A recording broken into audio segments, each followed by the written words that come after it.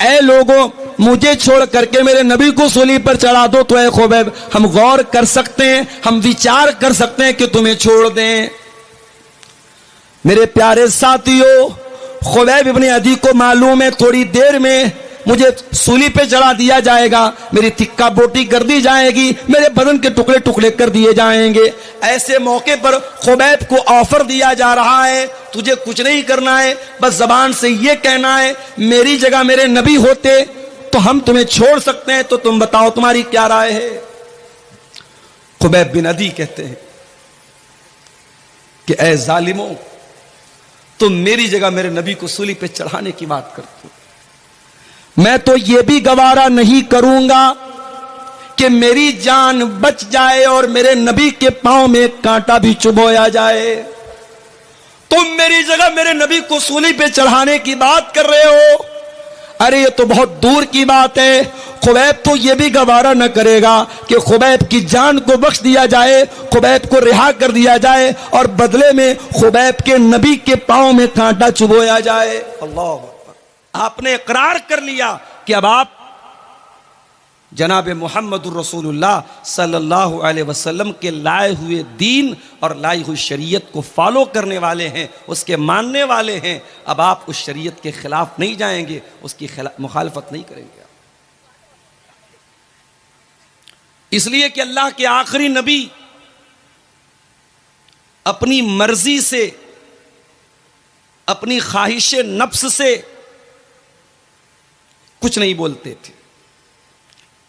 यहां तक कि अल्लाह के नबी अगर गुस्से में भी कोई बात बोलते थे तो उस बात में भी अल्लाह का कोई हुक्म होता था, आप अपनी मर्जी से नहीं बोलते थे।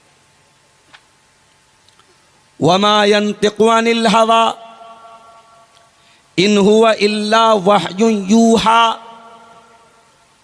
ओ लोगों, मेरा नबी अपनी मर्जी से, अपनी जबान से कुछ नहीं निकालता, उनकी जुबान से निकलने वाला हर लफ्ज हक होता है, हर बात सच्ची होती है, वो अल्लाह का पैगाम अपनी जबान से निकालते हैं। दुनिया में एक फिरका है जो कहता है कि साहब हम कुरान को मानते, हदीस को नहीं मानते। क्यों? कहते हैं कुरान ऑथेंटिक है, हदीस ऑथेंटिक नहीं है। क्यों भाई? कहते नबी के दौर में कुरान तो लिखा गया, हदीस लिखी नहीं गई। गलत है ये बात। नबी के दौर में कुरान भी लिखा गया, नबी के दौर में हदीस भी लिखी गई। हजरत अब्दुल्लाह बिन अम्र बिन आस कहते हैं, मैं अल्लाह के रसूल की हर बात को लिख लेता था, मुझे लोगों ने मना किया कि तुम हर बात को मत लिखा करो। अल्लाह के प्यारे नबी बशर हैं, इंसान हैं, हो सकता है कभी गुस्से की हालत में आपके मुंह से कोई नाजेबा बात निकल जाए, कोई ऐसी बात निकल जाए जो मुनासिब ना हो, इसलिए तुम नबी की हर बात को मत लिखा करो। हजरत अब्दुल्ला कहते मैंने लिखना बंद कर दिया। फिर मैंने ये बात जनाब मुहम्मदुर रसूलुल्लाह सल्लल्लाहु अलैहि वसल्लम को बताई कि अल्लाह के नबी, मैं आपकी हर बात को लिखता था, लोगों ने मुझे मना किया, अब मैं नहीं लिखता हूं। अल्लाह के प्यारे नबी ने क्या फरमाया? तिरमिजी की सही रिवायत है, आपने फरमाया उक्तुब वल्लज़ी नफ्सु मुहम्मदिन बियदिही मा यखरुजु मिन्हु इल्ला हक्कुन। आपने फरमाया अब्दुल्ला, मेरी हर बात को तुम लिख लिया करो, उस अल्लाह की कसम जिसके हाथ में मोहम्मद की जान है। ऐ अब्दुल्ला, मोहम्मद की ज़बान से जो भी निकलता है वो बरहक होता है, वो सच होता है, वो सत्य होता है, वो अल्लाह की तरफ से होता है। मोहम्मद गुस्से में भी अपनी मर्जी से कुछ नहीं बोलते। ये मकाम है जनाब मोहम्मद रसूलुल्लाह का। गुस्से में भी आप अपने मन से कुछ नहीं बोलते। जब आपने कलमा पढ़ा अशहदु अन्ना मुहम्मद रसूलुल्लाह, आपने इकरार कर लिया कि मैं उस नबी का मानने वाला हूं, उस नबी की लाई हुई शरीयत को मानने वाला हूं। इतना ही नहीं, जब आप ये कहते हैं कि हम मुसलमान हैं, और जब आप ये कलमा पढ़ते हैं अशहदु अल्ला इलाहा इल्लल्लाह व अशहदु अन्ना मुहम्मदन अब्दुहु व रसूलुहु, जब आप ये कलमा पढ़ते हैं, ये कलमा पढ़ते ही आप इस बात की गवाही भी देते हैं कि मैं दुनिया में सबसे ज़्यादा अगर किसी से मोहब्बत करता हूं तो अल्लाह से करता हूं और उसके रसूल से करता हूं। अल्लाह से बढ़ के कुछ नहीं, रसूल से बढ़ के कुछ नहीं। इस कलमे का एक मतलब यह भी है, दुनिया में बहुत सारी चीज़ों से हम मोहब्बत करते हैं। माल से मोहब्बत करते हैं, औलाद से मोहब्बत करते हैं, माँ बाप से हमें मोहब्बत होती है, भाई बहनों की मोहब्बत होती है, बीवी बच्चों की मोहब्बत होती है, कारोबार की मोहब्बत होती है, धन दौलत की मोहब्बत होती है, घर मकान की मोहब्बत होती है। मगर एक मोहब्बत ऐसी है जो इन सारी मोहब्बतों से बढ़ करके, वो कौन सी मोहब्बत है? आइए कुरान का 10वां पारा खोलते हैं। सूरह तौबा की आयत नंबर 24 में अल्लाह फरमाता है, कुल इन कान आबाउकुम व अबनाउकुम व इख्वानुकुम व अज़वाजुकुम व अशीरतुकुम व अम्वालुन इक़्तरफ़्तुमूहा व तिजारतुन तख़शौन कसादहा व मसाकिन तरदौनहा। 8 चीज़ों का नाम लिया अल्लाह ने, और ये 8 चीज़ें वो हैं दुनिया का कोई इंसान नहीं कह सकता कि इन 8 चीजों से मुझे मोहब्बत नहीं है। कुल इनकान आबाउकुम, ऐ नबी आप फरमा दीजिए अगर तुम अपने बापों से मोहब्बत करते हो। कौन बेचारा है जो अपने बाप से मोहब्बत नहीं करता? हां, वही अपने बाप से मोहब्बत नहीं करेगा जिसके सीने में दिल नहीं पत्थर होगा। जिसके सीने में दिल होगा वो अपने बाप से नफरत नहीं कर सकता। एक बात बोलूं आपसे, जब मां बाप की बात आती है ना, तो आमतौर से मां की कुर्बानियों का नाम लिया जाता है। मां पेट में रखती है, मां जन्म देती है, मां दूध पिलाती है, मां गीले बिस्तर पे सो जाती है। मां की खूबियों को बयान करते करते बाप के एहसान कहीं पीछे छुप जाते हैं मेरे भाई। मां का एहसान नजर आता है, बाप का एहसान नजर नहीं आता। तेरी मां ने अगर 9 महीने तुझे पेट में रखा है तो तेरी मां को सपोर्ट करने वाला, तेरी मां को खिलाने पिलाने वाला, तेरी मां की हर जरूरत का ख्याल रखने वाला तेरा बाप है। तूने अगर मां के दूध को पी करके तेरे जिस्म में जान आई है तो बाप की उंगली ने तुझे जिंदगी में चलना सिखाया है। मां के आंचल में अगर जमाने की धूप से तुझे नजात मिलती है तो बाप वो दीवार बन के हमेशा खड़ा रहता है हर मुसीबत में, हर मुश्किल में। मैंने देखा है बेटे पर मुसीबतें आती हैं, कितने बापों को मैंने देखा है जिंदगी भर की गाड़ी कमाई खर्च कर देते हैं अपने बेटे को बचाने के लिए।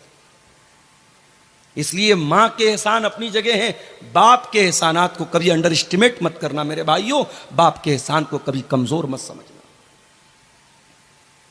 कुल इनकान आबाउकुम, ऐ नबी आप कह दीजिए अगर अपने बाप से मोहब्बत करते हो, वो अबनाउकुम, और अगर अपनी औलाद से मोहब्बत करते हो। औलाद से कौन मोहब्बत नहीं करता? औलाद नाफरमान है, औलाद बदतमीज है, औलाद बात नहीं मानती है, औलाद गलत काम करती है, तब भी माँ बाप रातों में उठ के जब दुआ के लिए हाथ उठाते हैं ना, तो उसी औलाद की भलाई के लिए हाथ उठाते हैं। ये अल्लाह ताला ने ये मोहब्बत दिल में डाली है। इस मोहब्बत पर इंसान का बस नहीं है, इस मोहब्बत पर इंसान का कंट्रोल नहीं है। हर बाप अपनी औलाद से मोहब्बत करता है, हर मां अपनी औलाद से मोहब्बत करती है। हां, एक दिन ऐसा आएगा जब मां को अपने बच्चे की भी फिक्र नहीं होगी, और वो दिन कौन सा होगा? वो कयामत का दिन। अल्लाह ने फरमाया ना सूरह हज की शुरुआत की आयत में, या अय्युहन्नासुत्तकू रब्बकुम इन्न ज़ल्ज़लतस्साअति शैउन अज़ीम यौम तरौनहा तज़हलु कुल्लु मुर्ज़ियतिन अम्मा अर्ज़अत व तदउ कुल्लु ज़ाति हम्लिन हमलहा। क़यामत के दिन दूध पिलाने वाली माँ, दुनिया में यह पॉसिबल नहीं है, माँ अपने दूध पीते बच्चे को कभी नहीं छोड़ सकती। गाजा में बम बरस रहा है, बारूद बरस रहा है, लेकिन मां अपने बच्चे को छोड़ के नहीं भागती है। अपने बच्चे को अपने आंचल में अपनी गोद में लिए लिए मां मर जाती है, मगर बच्चे को नहीं छोड़ती है। कुल इन कान आबाउकुम, ऐ नबी आप कह दीजिए अगर अपने बाप से मोहब्बत करते हो, वो अबनाउकुम अपने बेटों से मोहब्बत करते हो, वह इखवानुकुम और अपने भाई से मोहब्बत करते हो। भाई भाई के कहते हैं ना, भाई भाई के जिसमें एक मां बाप का खून दौड़ता है। पड़ोसी पड़ोसी से झगड़ा कर रहा है, हमसे कोई मतलब नहीं होता। गांव में गांव का किसी से झगड़ा हुआ, हमें कोई मतलब नहीं। हमारे भाई को किसी ने मार दिया, हमें गुस्सा आ जाता है। हमारे भाई को किसी ने गाली दे दी, हमें गुस्सा आ जाता है। ये गुस्सा क्यों आता है? ये अल्लाह ताला ने मोहब्बत डाली है भाई के दिल। अगर तुम अपने भाइयों से मोहब्बत करते हो, वह अज़वाजुकुम, और अगर तुम अपनी बीवियों से मोहब्बत करते हो, शादी के बाद शौहर और बीवी की मोहब्बत भी बड़ी अनमोल मोहब्बत है मेरे भाई। ये वो मोहब्बत नहीं है जो किसी रेस्टोरेंट में, किसी पार्क में, किसी फेसबुक और व्हाट्सएप के चैटिंग में तैयार हुई है। यह मोहब्बत निकाह के जरिए तैयार हुई है। यह अल्लाह ने मोहब्बत डाली है। शौहर के दिल में बीवी की मोहब्बत, बीवी के दिल में शौहर की मोहब्बत। और एक बात बोलूं, शौहर बीवी के बीच में अगर मोहब्बत नहीं है तो यह रिश्ता नहीं चल सकता। यह रिश्ता तभी चलेगा जब एक दूसरे की मोहब्बत होगी। अगर मोहब्बत नहीं है तो मशीन की तरह यह रिश्ता चलेगा। शौहर आएगा, अपनी जरूरत पूरी करेगा, बीवी अपना हक अदा करेगी, बस काम खत्म। दिल का दिल से कोई कनेक्शन नहीं होगा जब तक दिल में मोहब्बत ना हो एक दूसरे की। बड़ा प्यारा रिश्ता है मियां बीवी का रिश्ता। जानते हो इस रिश्ते को अल्लाह ने लिबास कहा है। कुरान का दूसरा पारा उठाओ, हुन्ना लिबासुल लकुम व अंतुम लिबासुल लहुन्ना। तुम अपनी बीवियों के लिए लिबास हो और तुम्हारी बीवियां तुम्हारे लिए लिबास हैं। ये लिबास क्यों कहा? तुम्हारी बीवी तुम्हारे लिए लिबास है, लाइक अ ड्रेस। तुम्हारी बीवी तुम्हारे लिए ड्रेस है। तुम्हारी बीवी तुम्हारे लिए वैसी है जैसे तुम्हारा कपड़ा है। भाई बीवी का कपड़े से क्या ताल्लुक है? कपड़ा हमेशा बदन के साथ लगा रहता है। आप रात में सोते हैं तो भी बनियाइन और लुंगी के साथ सोते हैं। बीवी शौहर के लिए लिबास है, शौहर बीवी के लिए लिबास है। दोनों एक दूसरे के साथ अटैच्ड हैं, एक दूसरे से संबंधित हैं, एक दूसरे से बंधे हुए हैं। दोनों अलग नहीं हो सकते। मैं अभी तकरीर करने के पहले कपड़ा चेंज करना था। मैंने डॉक्टर साहब से कहा थोड़ा कोई कमरा दे दीजिए, मैं कपड़ा चेंज करूं। आदमी भी कपड़ा चेंज करता है तो अकेले में चेंज करता है, और औरत तो करती है। हम किसी के सामने बगैर कपड़े के रहना पसंद नहीं करते। कपड़ा हमारी इज्जत पर पर्दा डालता है। कपड़ा हमारे ऐब पर पर्दा डालता है। कुरान क्या कह रहा है? हुन्ना लिबासुल लकुम व अंतुम लिबासुल लहुन्ना। तुम्हारी बीवियां तुम्हारे लिए लिबास हैं, वो तुम्हारे ऐब के ऊपर पर्दा डालती हैं और तुम अपनी बीवियों के ऐब पर पर्दा डालते हो। अगर शौहर बीवी के ऐब पर पर्दा न डाले और बीवी शौहर के ऐब पर पर्दा न डाले तो मियाँ बीवी होने का कोई मतलब नहीं। जो बीवी शौहर की बुराई करे, जो शौहर बीवी की बुराई करे, बीवी शौहर की गीबत करे, शौहर बीवी की गीबत करे, तो समझो वो एक दूसरे के लिबास नहीं है। लिबास तो पर्दा डालता है, लिबास तो एक दूसरे के ऐब को छुपाता है। अच्छा, लिबास का एक मकसद और भी है। मैं तकरीर करने के लिए आता हूं, सदरी पहनता हूं। बहुत सारे उलमा शेरवानी पहनते हैं। बांग्लादेश के या बंगाल के अक्सर उलमा जो आते हैं, मैं देखता हूं लंबा वाला जुब्बा पहनते हैं। क्यों पहनते हैं भाई? हर आदमी की अपनी एक चॉइस है, और इस्लाम ने इसीलिए लिबास में कोई लिमिटेशन नहीं रखी, कोई पाबंदी नहीं रखी कि आप कुर्ता ही पहनो, आप जुब्बा ही पहनो, आप पैंट शर्ट ही पहनो। इस्लाम ने कुछ कंडीशन बताई। मर्द का कपड़ा टखने के नीचे नहीं होना चाहिए, औरत का कपड़ा टखने के ऊपर नहीं होना चाहिए, मर्द और औरत दोनों का कपड़ा इतना ट्रांसपेरेंट नहीं होना चाहिए कि बदन नजर आए, इतना टाइट नहीं होना चाहिए कि बदन के जो पार्ट्स ऑफ बॉडी हैं, जो शरीर के अंग हैं, वो नजर आए। तो शरायत बताई हैं, लेकिन इस्लाम ने किसी लिबास की पाबंदी नहीं की है कि यही लिबास आपको पहनना है। हमारे मऊ में, बनारस में लुंगी चलती है। मऊ के कितने उलमा मद्रास गए, हैदराबाद गए, दुनिया के कोने कोने में वही लुंगी पहन के चले गए। उनका लिबास है, उनकी ड्रेस है। तो लिबास हमारी पहचान होती है। अल्लाह फरमा रहा हुन्ना लिबासुल लकुम, तुम्हारी बीवियां तुम्हारा लिबास हैं। जिस तरीके से तुम कपड़ा पहन करके अपने आप को सजाते हो, संवारते हो, तुम कपड़ा पहन करके अपने आप को सुंदर बनाते हो, अपने आप को अट्रैक्टिव बनाते हो, अपने आप को आकर्षक बनाते हो। तुम्हारी बीवियां भी तुम्हारी जिंदगी को आकर्षक बनाती हैं, तुम्हारी जिंदगी को सुंदर बनाती हैं, और तुम उनकी जिंदगी को सुंदर बनाते हो। जिंदगी की खूबसूरती है ये रिश्ता। इसलिए अल्लाह कह रहा है, अगर तुम अपनी बीवी से मोहब्बत करते हो, बाप हो गया, औलाद हो गई, भाई हो गया, बीवी हो गई। उसके बाद फरमाया वाशीरतुकुम, और अगर तुम अपने खानदान से, अपनी बिरादरी से, अपने कबीले से मोहब्बत करते हो। आपके यहां शेरशाबादी बिरादरी है, बहुत अच्छा मुझे लगता है जब मैं ये देखता हूं। एक इत्तेहाद है। अभी किसी नेता के बारे में मैंने सुना कि उन्होंने शेरशाबादी बिरादरी के बारे में कुछ उल्टा सीधा बोला। सारी एसोसिएशन, जो शेरशाबादी एसोसिएशन है, वो खड़ी हो गई कि नहीं साहब, गलत बोला गया। होना चाहिए अपनी कौम के लिए, अपनी बिरादरी के लिए ये यूनिटी होनी चाहिए। झारखंड के इलाकों में जाता हूं, पाकुड़, साहेबगंज, गोड्डा का इलाका एक तरफ से पूरे अंसारियों का इलाका है, अंसारी कौम है वहां पे। बंगाल में आप चले जाएं, वहां बहुत सारे लोग अपने नाम के साथ शेख लिखते हैं, शेख लोगों का इलाका है। तो बिरादरी का होना कोई खराब बात तो नहीं है। खराब बात क्या है? इंसान अपनी बिरादरी पर फख्र करे और दूसरी बिरादरी को हकीर समझे। अल्लाह ने फरमाया वाशीरतुकुम, अगर तुम्हें अपनी बिरादरी के ऊपर, अपने खानदान के ऊपर अगर तुम्हें मोहब्बत, तुम उससे मोहब्बत करते हो तो कोई मसला नहीं, कोई प्रॉब्लम नहीं है, कर सकते हो। खानदान और बिरादरी की मोहब्बत नेचुरल है। उसके बाद फरमाया व अमवालुन इक़्तरफ़्तुमूहा,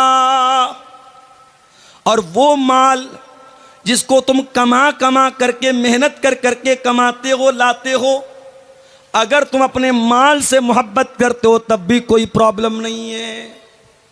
यह अलग बात है कि मेहनत से कमाया हुआ वो माल हमारा नौजवान जुए में जाकर के बर्बाद कर देता है, मेटा ओजोन में जाके बर्बाद कर देता है, क्रिप्टो करेंसी में ले जाके बर्बाद कर देता है। हमारे नौजवान को क्या चाहिए? बैठे बिठाए पैसा चाहिए। कोई कंपनी आती है, साहब 1 लाख रुपया लगा तो हर महीने 15,000 देंगे, हमारा नौजवान झट से तैयार हो जाता है। बैठे बिठाए पैसा किसको बुरा लगता है? मुंबई और हैदराबाद के मुसलमानों का करोड़ों रुपया, ऐसी ही एक कंपनी आई थी, उसने दावा किया था 1 लाख रुपया आप लगाओ, हम 3,000 रुपया हर महीने आपको देंगे, हम बिजनेस करेंगे, आपके पैसे से आपको प्रॉफिट देंगे। दुनिया का कौन सा ऐसा कारोबार है जिसमें सिर्फ प्रॉफिट होता है? मेरे भाई, कारोबार का मतलब प्रॉफिट और लॉस दोनों होता है। इंडियन शेयर मार्केट पिछले 1 महीने में धड़ाम धड़ाम गिर रही है। आज भी मार्केट काफी गिरी हुई है। तो मार्केट का काम है अप एंड डाउन होना, कभी चढ़ती है कभी उतरती है। कंपनी ने दावा किया कि नहीं साहब, आप हमारे यहां 1 लाख रुपया लगाओ, कभी 3,000 मिलेगा, कभी 3,100 मिलेगा, कभी 2,900 मिलेगा, एक नियर अबाउट आपको 3,000 रुपया मिलेगा। अब जिसके पास 10 लाख रुपया था उसने सोचा यार 10 लाख लगा तो 30,000 रुपया महीना मिलेगा। मुंबई के अंदर लोगों ने फ्लैट बेच दिया अपना, 50 लाख का फ्लैट था, बेच दिया कि 50 लाख लगाऊंगा, हर महीने 1.5 लाख रुपया मिलेगा, क्या बुरा है। मकान बेच दिया, फ्लैट बेच दिया, किराए पे रहने लगे। कंपनी सारे लोगों का पैसा लेके भाग गई। आज सब बेचारे रो रहे हैं। तो मेरे भाइयों, ये पैसा जो आप मेहनत से कमाते हैं, अपने नौजवानों से कहना चाहूंगा, इसको जुए में बर्बाद मत करना। ये मेटा ओजोन ये क्रिप्टो करेंसी और ये शेयर मार्केट की बहुत सारी नाजायज शक्लें, शेयर मार्केट की सारी शक्लें नाजायज नहीं हैं, उसकी बहुत सारी शक्लें जायज़ भी हैं, उसको बैठ करके डिस्कस किया जा सकता है, लेकिन बहुत सारी शक्लें शेयर मार्केट की नाजायज़ हैं।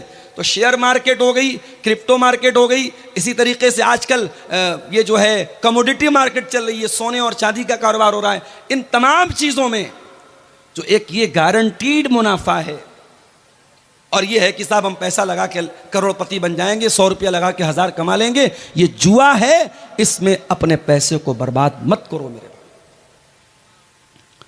कुरान कह रहा है वह अमवालुन इक़्तरफ़्तुमूहा, अगर अपने माल से तुम मोहब्बत करते हो, जिस माल को तुम मेहनत से कमा कमा करके इकट्ठा करते हो। कोई इंसान अगर ये बोले साहब हमको माल से मोहब्बत नहीं है, झूठ बोल रहा है, वो झूठा है, मक्कार है। माल से मोहब्बत तो नेचुरल चीज है मेरे भाई। अब ये अलग बात है, किसी को माल से इतनी मोहब्बत होती है कि माल कमाने के चक्कर में हलाल हराम की परवाह भी नहीं करता, माल से इतनी मोहब्बत होती है ज़कात नहीं निकालता, दान नहीं करता, चंदा नहीं करता। करोड़ों की हैसियत है, मोहल्ले में मदरसे का चंदा हो रहा है, मस्जिद का चंदा हो रहा है, ये 10,000 दे सकता है, ये 1 लाख दे सकता है, ये चंदा देता है 500 रुपया, इसके पास पैसा तो है, दिल नहीं है। तो किसी के दिल में माल की ज़्यादा मोहब्बत है, किसी के दिल में कम मोहब्बत है, मगर माल से मोहब्बत सबको है।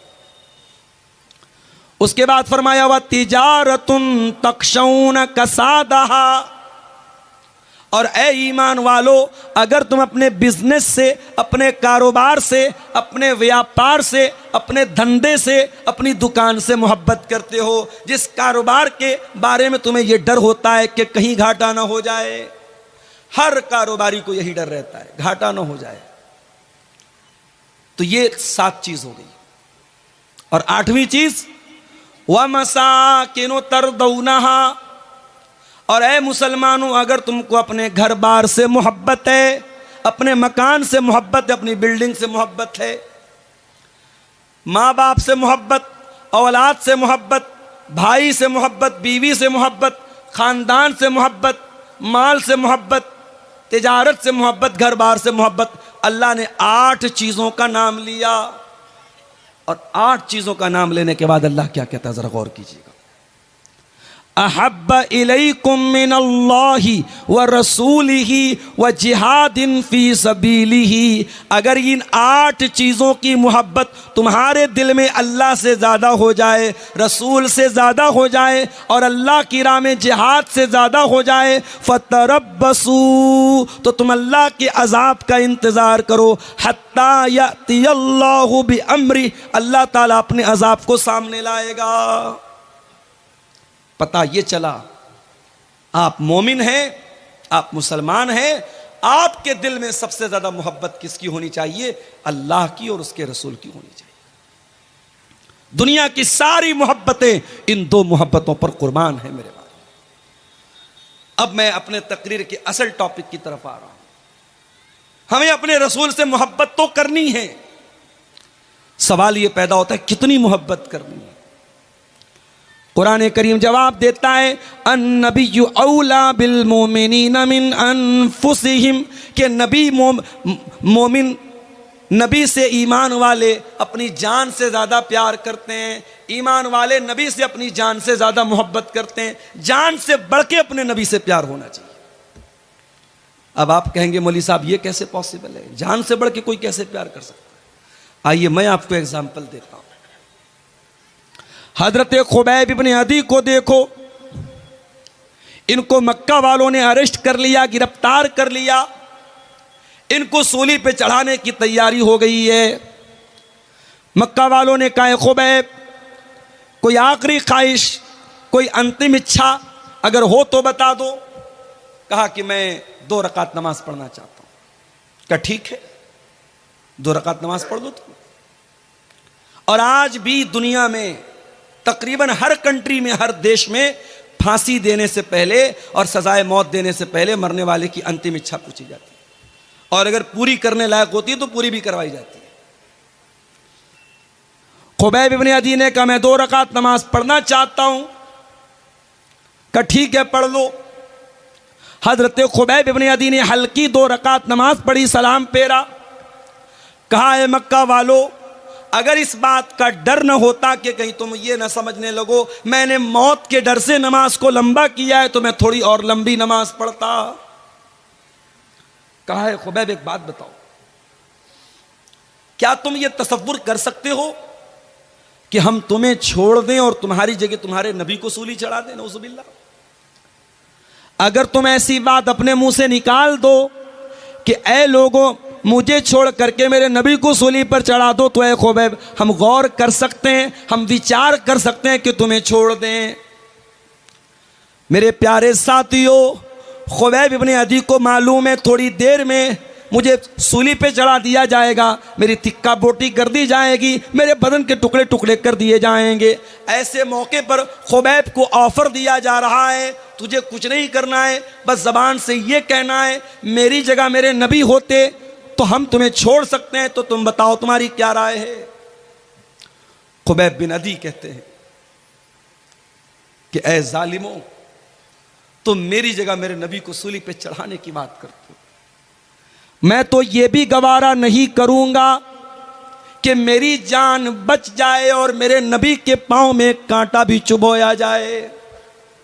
तुम मेरी जगह मेरे नबी को सूली पे चढ़ाने की बात कर रहे हो? अरे ये तो बहुत दूर की बात है। खुबैब तो ये भी गवारा न करेगा कि खुबैब की जान को बख्श दिया जाए, खुबैब को रिहा कर दिया जाए और बदले में खुबैब के नबी के पांव में कांटा चुभोया जाए। अल्लाह अकबर। ये थी मोहब्बत, ये थी मोहब्बत। अन नबिय्यु औला बिल मोमिनीन मिन अनफुसिहिम, ईमान वाले अपने नबी से अपनी जान से ज्यादा प्यार करते। हजरत बिलाल को देखो मेरे भाइयों, नौजवान भाइयों, अपनी स्मार्टनेस पर, अपनी खूबसूरती पर, अपने हैंडसम होने पर, अपने गोरे गोरे रंग पर नाज करने वाले भाइयों और बहनों, अल्लाह ने अगर आपको खूबसूरत बनाया है बहुत अल्लाह का शुक्र अदा करो, मगर याद रखो खूबसूरती ये अल्लाह के यहाँ कोई काम आने वाली चीज नहीं है। अल्लाह के यहाँ आपकी शक्ल और सूरत ये मैटर नहीं करती है। अल्लाह के यहाँ आपका अमल मैटर करता है, आपका कैरेक्टर मैटर करता है, आपका अकीदा मैटर करता है। बड़े स्मार्ट है, बड़े हैंडसम है, दुनिया में कोई देखता है बड़ी तारीफ करता है, यार ये बंदा बड़ा खूबसूरत लगता है, ये लड़की बड़ी खूबसूरत है। दुनिया वालों के कॉम्प्लीमेंट हासिल करने के लिए, दुनिया वालों की तारीफ हासिल करने के लिए अपने गोरे गोरे रंग पर नाश करने वालों, अपनी गोरी चमड़ी पर नाश करने वालों, बिलाल कोई गोरा तो न था, बिलाल कोई हैंडसम तो न था, बिलाल कोई स्मार्ट तो न था, बिलाल का रंग काला था। बिलाल हबशा के गुलाम थे, उनका मालिक उमैया बिन खल्फ उनको अरब की तपती हुई रेत पर लिटाता था और कहता था, ए बिलाल हम तुम्हें छोड़ देंगे, बस एक बार तुम ये कह दो, इस्लाम का इनकार कर दो और मोहम्मद के दीन का इनकार कर दो और हमारे 360 बुतों की इबादत का इकरार कर लो, ऐ बिलाल हम तुम्हें छोड़ देंगे। ऐ बिलाल तेरे ईमान का क्या कहना, तेरी इस्तिकामत का क्या कहना, तेरे दिल में रसूल की मोहब्बत का क्या कहना? बिलाल उस तपती हुई रेत पर लेटे हुए, सीने पर गरम पत्थर रखा हुआ है, बिलाल की सीने की चर्बी अरब की तपती हुई रेत में पिघल रही है, मगर बिलाल की जबान से क्या निकलता है? अहद अहद अहद। नहीं नहीं ऐ उमैया बिन खल्फ, तू कान खोल करके सुन ले, मैं एक अल्लाह की तौहीद पर ईमान ला चुका हूं, अब तौहीद से कॉम्प्रोमाइज करने वाला नहीं हूं, अब तौहीद से समझौता करने वाला नहीं हूं। तौहीद से बढ़ के कुछ नहीं है मेरे भाई, मिनिस्टर का ओहदा भी नहीं है, गांव का प्रधानी तो छोड़ दो, विधायक की विधायकी तो छोड़ दो, सांसद की सांसदी तो छोड़ दो, मिनिस्टर की मिनिस्ट्री और बादशाह की बादशाहत, ये तौहीद से बढ़ के नहीं है मेरे भाई। उत्तर प्रदेश की एक लीडर के बारे में मैंने बोला और कटिहार के इन यूट्यूबर्स ने उसका फोटो लगा करके डाल दिया, हमारे कुछ साथियों ने हम पर एतराज कर दिया, आपको क्या हक पहुंचता है? हमारी कौम की एक लीडर है, एक लड़की है, बहुत अच्छी लड़की है, हमेशा दुपट्टा अपने सर पे रखती है और परंपरा के साथ रहती है, इज्जत के साथ रहती है। अगर वो किसी इबादत खाने में चली गई और उसने दो चार उनकी इबादत में हिस्सा ले लिया तो आपको क्या अधिकार पहुंचता है कि आप तकरीर में उस पर एतराज़ करें? मैंने कहा पहली बात तो मैंने नाम नहीं लिया था, मैंने नाम नहीं लिया था, ये यूट्यूबर्स की हरकत है। नाम न लो, ये फोटो चिपका देंगे, तकरीर कुछ रहेगी, ये उस पर थंबनेल लगाएंगे, मियाँ बीवी शादी के बाद कैसे मिले, एक गंदी सी तस्वीर लगा देंगे और मियाँ बीवी कैसे मिले। अब हमारा नौजवान उत्सुकतावश और उसमें ये देखने के लिए कि मौलाना ने क्या बयान किया है, जब उसको सुनेगा तो कहेगा खोदा पहाड़ निकली चूहिया। ये हमारे यूट्यूबर्स की हरकत है, इनको व्यू हासिल करना है, कुछ भी थंबनेल लगा देंगे, कुछ भी उस पर लगा देंगे। एक जगह तकरीर मेरी हो रही थी, गर्मी का मौसम था, मैं पसीने पसीने था, एक आदमी मेरे पीछे से आया, वो मुझे पंखा करने लगा। लोगों ने बताया थोड़ा दिमाग का क्रैक है, वो आकर के पंखा करने लगा, बोला आप गर्मी से मर जाएंगे। मैंने कहा भाई मैं गर्मी से नहीं मरूंगा, तुम बैठ जाओ।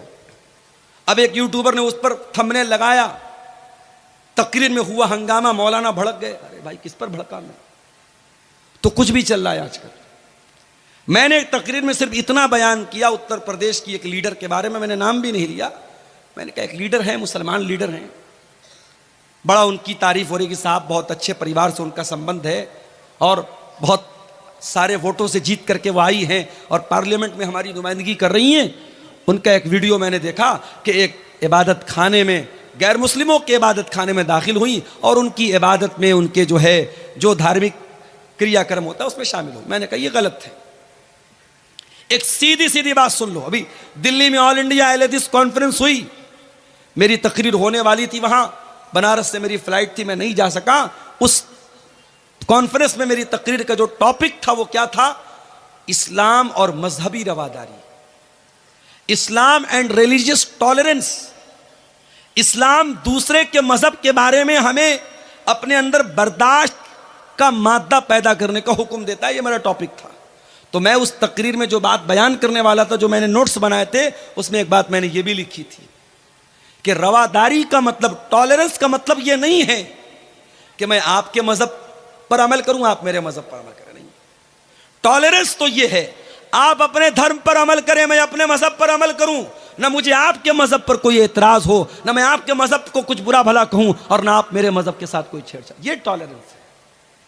हमारे यहां टॉलरेंस का मतलब क्या समझ लिया कि साहब जब कोई गैर मुस्लिम कुरान पढ़ेगा तब टॉलरेंस है और जब कोई मुसलमान वेद गीता और रामायण पढ़ेगा तब टॉलरेंस है। नहीं मेरे भाई, मुसलमान अपनी नमाज पढ़े और गैर मुस्लिम अपनी पूजा पाठ करे, ईसाई अपने चर्च में जाकर के आराम से इबादत करे, सिख मजहब का मानने वाला अपने गुरुद्वारा में जाकर के अपनी पूजा करे, जैन मजहब का मानने वाला अपने एतबार से इबादत करे, और हमें किसी के इबादत करने पर और किसी के त्यौहार मनाने पर हमें कोई एतराज़ ना हो। ये टॉलरेंस है, ये रवादारी है, ये भाईचारा है और इस भाईचारे को हम भारत में फैलाना चाहते हैं और इसको बढ़ावा देना चाहते हैं।